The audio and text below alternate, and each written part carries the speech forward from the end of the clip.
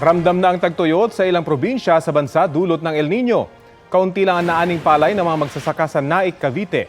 Tuyo at nagkabitak-bitak na ang lupa sa ilang palayan. Malaki na rin daw ang lugi ng mga magsasaka dahil dito.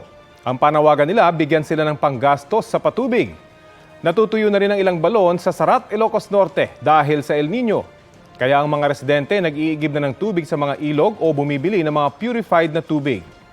Kumakonti na rin ang mga nahuhuling isda sa dagat sa Santa Ana, Cagayan. Ayon sa mga mangingisda, lumalangoy na raw sa mas malalim at malamig na parte ng dagat ang mga isda, kaya kailangan pang lumayo para lang makahuli. Hirap na rin sila dahil sa gastos sa gasolina. Ayon sa NDRRMC, posible pang madagdagan ang mga lugar na makararanas ng tagtuyot kung hindi pa rin uulan.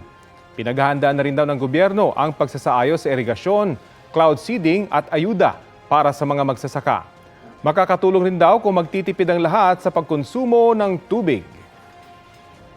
Kapuso, alamin ang maiinit na balita. Bisitahin at mag-subscribe sa GMA Integrated News sa YouTube. Sa mga kapuso abroad, samahan nyo kami sa GMA Pinoy TV at sa www.gmanews.tv.